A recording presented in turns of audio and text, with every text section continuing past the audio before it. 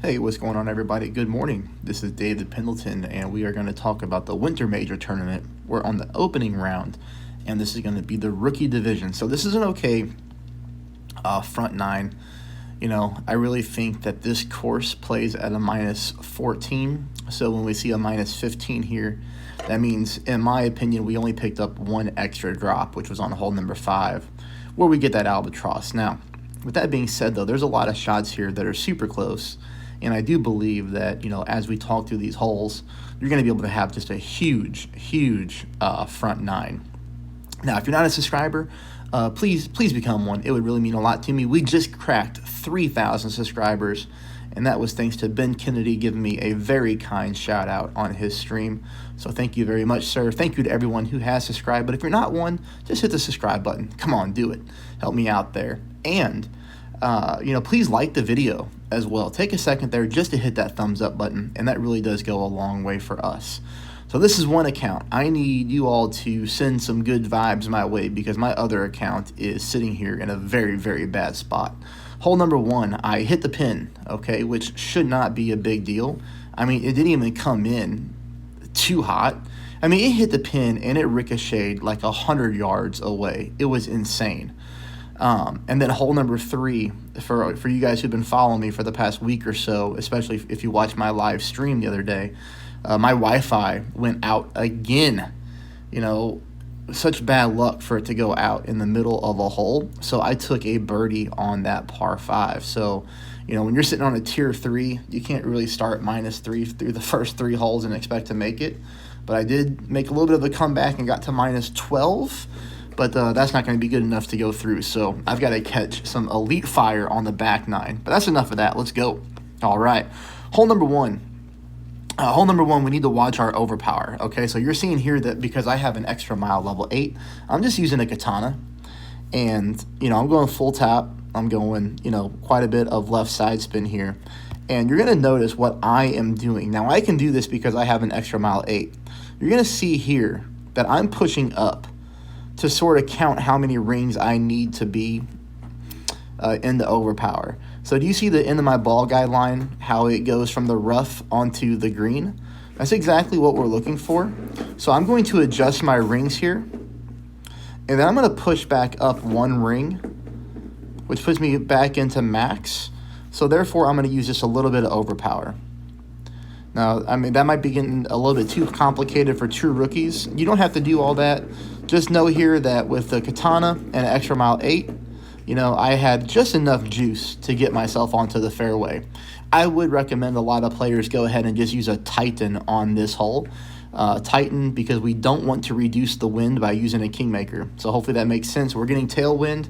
So if you were to use a Kingmaker, you're going to get less wind. And we don't want to do that when we have tailwind. We want to have that wind help us out. And you probably hear my cat playing in the background, so he's having a good time with this little ball thing over here. All right, this is going to leave us with a very short chip in with our wedge. We know what to do here. Hit a perfect ball, and you're in the hole. Okay, hole number 2 is a little bit of a more difficult wind angle to try to drop this hole in 1. So as you can see, I'm going to be using max right side spin with, a few bars of top spin. And what I'm trying to do here is get this ball guideline pin high. So I wanted to come in higher up than what I'm at right now. And I really couldn't find it the way that I wanted to, and I didn't want to run out of time. So what I do to compensate after I push my rings here is you're going to see me use a little bit of overpower. Now you're going to see it's not a ton. But even with that overpower, I still didn't get this ball up as high as I would need to.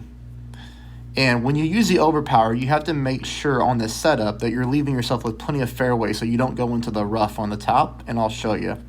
But you can see here we missed this only by about half of a green square, so we need it to be a little bit higher. So the thing is, when you're setting this up, notice here how I have all of this. Stop. So notice here that I'm leaving myself with plenty of room from my ball guideline to the rough. So we want to make sure that when we're using our overpower that we compensate for that, okay? You don't want to be playing it too high up on the rough because you could get stuck into the rough. But I do think it's a good way to try to drop this hole, and it's a very safe way. There is absolutely a rough bump possibility on this hole, but sometimes people hit trees, sometimes people get stuck in the rough on a great shot, so I'm not showing that shot at all on any division. I do think we can get it that way. All right, hole number 3, we're going to play this one 20%. We're going to play it at max, and we are going to use a kingmaker here for the wind control. This is another situation where you have to push your rings because those trees will probably get into the way. But here we're going to use some overpower, and we're going to use some pretty heavy right curl. Now we do fire off a perfect ball, which gets us nicely onto the fairway. It's going to leave us here for shot number 2.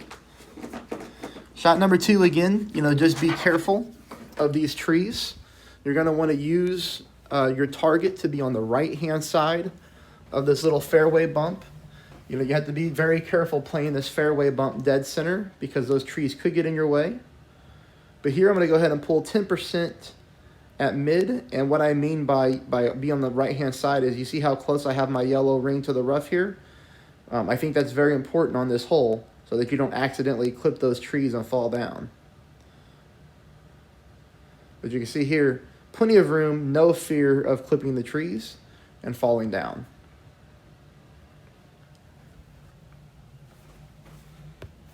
That's going to bring us on to hole number 4. Hole number 4, we get really close. All we need to do is just tweak our spin and our offset just a tad.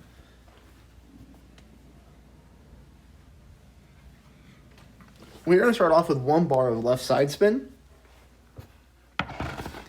And the backspin, we want to go just a little bit more than 2 back. So you can see here I'm using 2 back, 1 left, and I'm trying to aim center and short.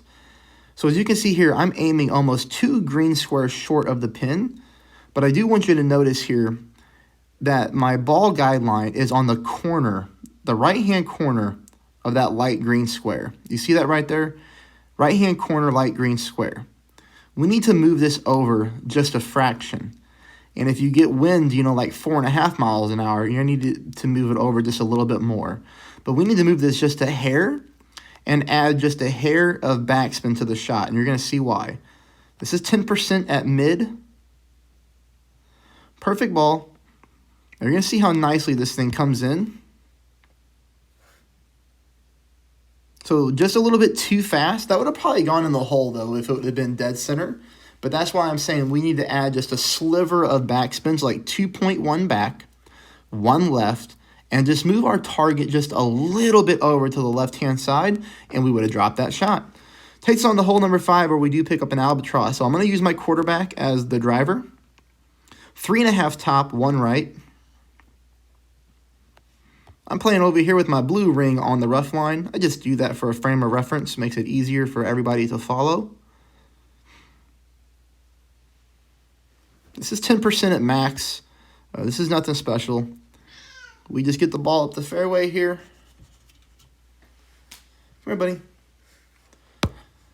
And then we go into shot number 2. Shot number 2, we dropped this shot. Now, it did take me learning from my other account to drop this. I wish I'd have dropped it on my other one. But we pick it up here. So you're going to notice here, we're going to go with 1 full bar of side spin to the left. And this is about 1.3 bars of backspin. And you're going to notice I move my target to the right here until my ball guideline is favoring the left side of the hole. So you see there the ball guideline is almost touching the outer left edge of the cup. That's where we want to be. With my yellow ring fully inside the rough with a little bit of the red ring inside the rough. You see the setup there. This is negative 20%, okay? You will need to judge your own distance, whether you're at minimum, mid, or max. That's going to be very dependent on your drive. But as you can see here, even with the left offset, we come in on the right-hand side of the cup.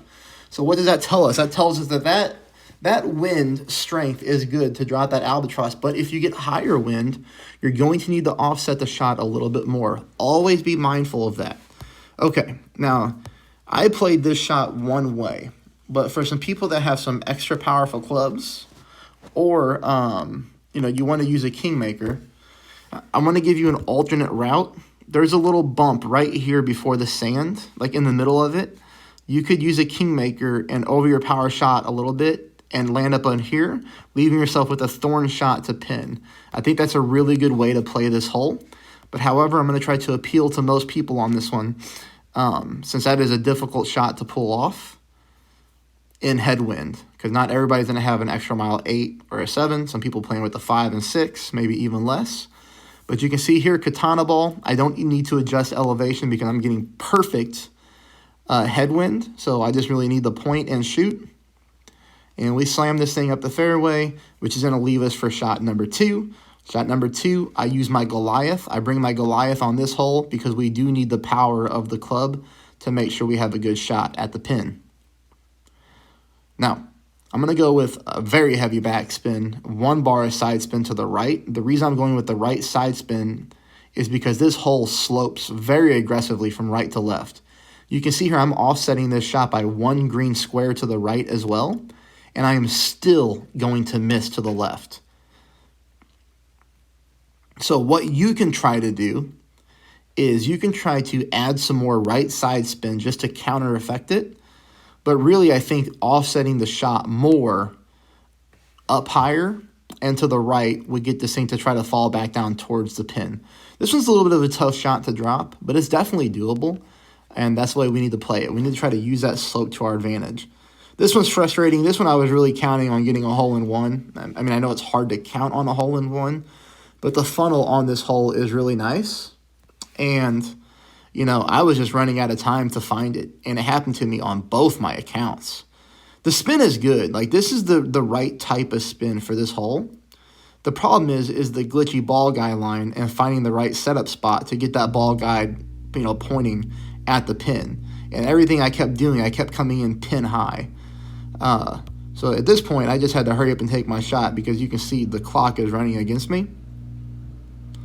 But because I'm aiming high, you know, I'm going to miss. But I do know this shot is here. We did drop it in the qualifying round on rookie. We dropped it in the qualifying round on pro. It's definitely a nice funnel, but, you know, I'm going to come in high just because I couldn't find the right spot. So that one's a little bit unfortunate. Okay, hole number 8. This one's going to be very simple. You know, I'm just going to show it as a way to appeal to everybody because I've already showed you multiple ways in the qualifying round on how to get to green. So here we can use a marlin ball with an extra mile, and we can try to execute a rough bump and try to get this shot to drop for a hole-in-one, kind of like I did on pro if you watch that video. But here, marlin, and as you can see, I'm just going for a rough bump. I'm trying to get my ball guide line aiming at the pin. We need to pull this one. If you're going to play this shot, you're going to have to use a marlin, though, okay? Because if you use anything more powerful, it's going to set you up at your sniper. As you can see here, I am in between clubs when I pull, which is why I'm underpowering my shot. But, you know, you could play this from the other fairway there to the right-hand side and just use a lot of backspin and roll yourself onto the green. But for me, I was just trying to get, greedy just to see what would happen. But, you know, again,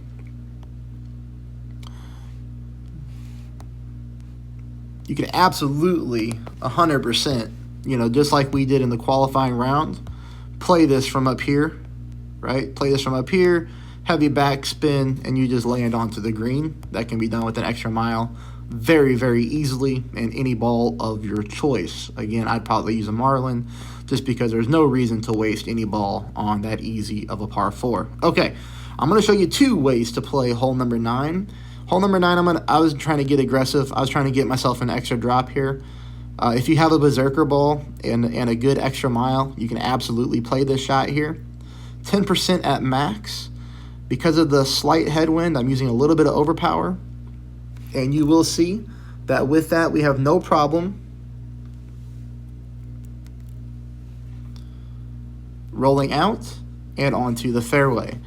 Now, this is going to leave us with another grizzly shot. We're going to play this one 0%. Now, you just have to check your distance of your club because for me, I'm playing this one at mid.